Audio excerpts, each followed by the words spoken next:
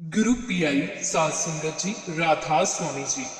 साध संगत जी, जैसे बाबा जी हमें समझाते ही रहते हैं कि कर्मों का कानून बहुत अटल है, जिन्हें समझना हमारे बस की बात नहीं है और हमारी किस्मत भी हमारे कर्मों के आधार पर ही बनी है। साध संगत जी, एक बार बाबा जी से किसी ने प्रश्न किया कि बाबा जी, मुझे नाम लिए हुए 20 साल हो गए हैं, लेकिन मेरे जीवन में बहुत दुख तकलीफें आई हैं, तो क्या ये मेरे कर्मों का हिसाब है?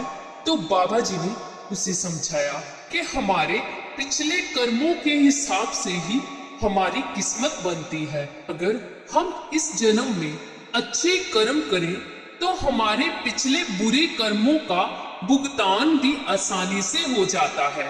बाबा जी ने खुलकर समझाया कि बाकी सब भोग जूनिया है और ये मनुष्य जन्म जो कर्म जूनी है। अगर हम अच्छे कर्म करेंगे तो पिछले जन्मों का भुगतान करना भी आसान हो जाएगा।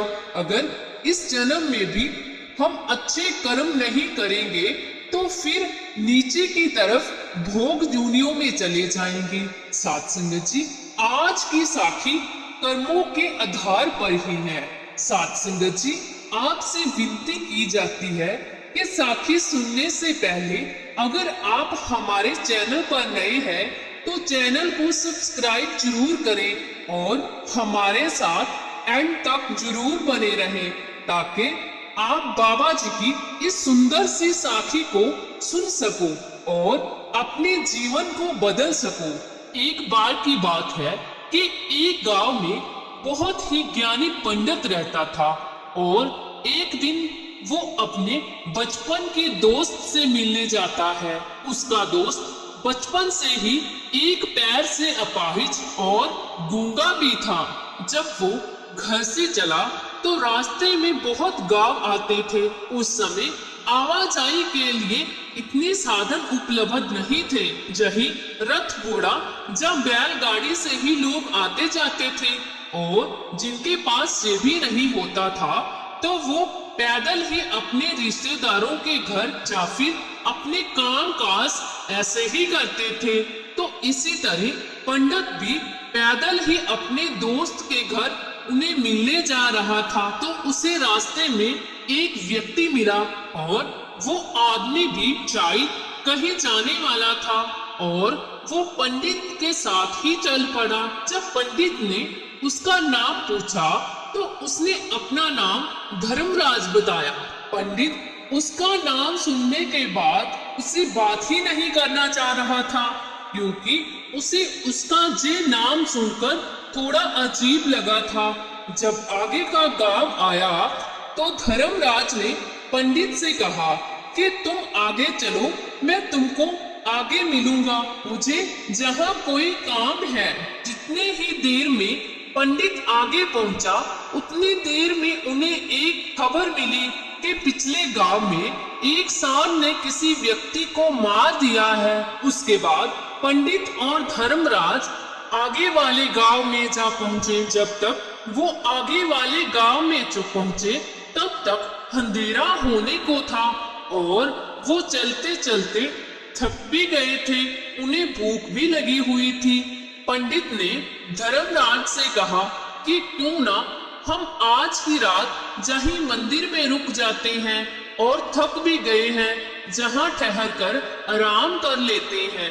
जमराज ने पंडित से कहा कि मुझे इस गांव में किसी को जरूरी सामान देने जाना है, तब तक तुम भोजन करो, मैं आकर भोजन कर लूंगा। धर्मराज के वहां से जाने से कुछ समय बाद गांव से धुआं उड़ रहा था और गांव में आग लगी हुई थी। पंडित ने सोचा कि जे धर्मराज जिस भी गांव में जाता है वहां कुछ ना कुछ दुर्घटना हो ही जाती है। पहले तो पंडित ने सोचा कि क्यों ना उससे पूछ लूं, लेकिन रात को उसने जमराज से कुछ नहीं पूछा और जब सुबह हुई तो दोनों फिर आगे चल पड़े। चलते चलते आगे फिर रास्ते में एक गांव आया। जमराज ने पंडित से फिर कहा कि तुम आगे चलो, मैं तुम्हें आगे मिलता हूँ। इस गांव में मेरा दोस्त रहता है, मैंने उसे मिलने जाना है। उसे मिलकर तुम्हारे पीछे अभी आता हूँ। लेकिन इस बार पंडित आगे नहीं गया, वहीं उसी गांव में रुक गया, क्योंकि वो देखना चाहता था कि धर्मराज इस बार क्या करने वाला है। इसलिए वो आगे जाने की बजाय धर्मराज का पीछा करने लगा। अभी थोड़ी देर के बाद ही ये खबर मिली, किसी व्यक्ति को सांप ने काट लिया है, जिसकी वजह से उस व्यक्ति की मृत्यु हो गई है। उसी समय राज पंडित के पास आ गया, लेकिन इस बार पंडित ने कहा कि अब तो मैं इसे पूछ कर ही रहूंगा। अब पंडित से रहा नहीं जा रहा था। पंडित ने धर्मराज से पूछा कि तुम जिस भी गांव में जाते हो, उस गांव में कोई ना कोई दुर्घटना घट जाती है। तुम मुझे बताओगे कि बार बार ऐसा क्यों हो रहा है? धर्मराज ने कहा कि मैंने सुना है कि पंडित तो बहुत ज्ञानी होते हैं। क्या तुम्हें अभी तक ये पता नहीं चला कि मैं कौन हूँ? धर्मराज ने कहा कि मैं जमदूत हूँ, तो लोगों के प्राण लेने आता हूँ। पंडित कहने लगा, मुझे लग तो रहा था, लेकिन मन में थोड़ी शंका थी, इस मैंने तुमसे पूछ लिया। और फिर पंडित कहने लगा कि अब इसके आगे किसकी मृत्यु होने वाली है? तो वो धर्मराज कहने लगा कि आगे तुम्हारे उस दोस्त की मृत्यु होने वाली है, जिसे आज तुम मिलने जा रहे हो, और उसकी मृत्यु का कारण भी तुम ही बनोगे। तो वो पंडित सोचने लगा कि अगर सच में ऐसा हुआ तो मेरे बचपन के सबसे प्यारे दोस्त की मृत्यु का कारण मैं ही बनूंगा, तो क्यों ना मैं उसे मिलने ही ना जाऊं। जब पंडित ये सब बातें मन में सोच रहा था, तो जमराज ने कहा कि तुम जो सोच रहे हो मुझे पता है, अगर तुम ना भी जाओगे तो भी हमारे दोस्त की मृत्यु की वजह तुम ही बनोगे, और अगले कुछ ही पलों में तुम्हारे उस दोस्त की मृत्यु होने वाली है। धर्मराज की ऐसी बातों को सुनकर उसे एकदम झटका लगा। अब उसका विश्वास पक्का हो गया था कि धर्मराज ही जमदूत है, और वो बहुत डर गया।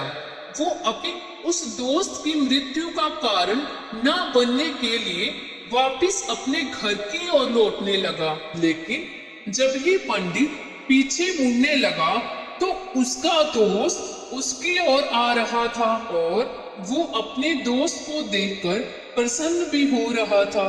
उसे ऐसा लग रहा था जैसे उसका दोस्त इतने टाइम से उसका ही पीछा कर रहा हो। लेकिन उसका दोस्त एक पैर से लंगड़ा और गूंगा होने की वजह से उसके पास इतनी आसानी से नहीं पहुंच सकता था, और ना ही उसे आवाज दे सकता था।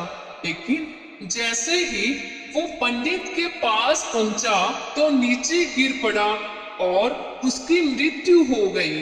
अब पंडित डर के मारे हक्का बक्का वहां खड़े हुए धर्मराज की ओर देखने लगा। तो धर्मराज ने उसे कहा कि तुम जो सोच रहे हो वो मुझे पता है। पिछले गांव से ही जी तुम्हारा दोस्त तुम्हारा पीछा कर रहा है। गूंगा और लंगड़ा होने की वजह से जे तुम तक आसानी से पहुंच नहीं पाया, और इसे टाइम लग गया। ने अपनी पूरी ताकत लगा के तुम तक पहुंचने का प्रयास किया था, की वजह से इसकी मृत्यु हो गई है, और इसकी मृत्यु का कारण भी अब तुम ही बने हो। पहले तो वो पंडित बहुत डर गया, लेकिन वो ज्ञानी था, इसलिए उसे पता था कि एक ना एक दिन सबकी मृत्यु जरूर होती है। इसलिए उसने अपने मित्र की मृत्यु का दर्द सहन कर लिया, और उसके मन में ये इच्छा हुई कि क्यों ना वो धर्मराज से पूछ ले कि उसकी मृत्यु कब होने वाली है। धर्मराज से कहते हैं, अगर तुम्हें पता ही था कि मेरे दोस्त की मृत्यु इस गांव में होनी है, तो तुम शुरू से ही मेरे साथ क्यों चल रहे थे?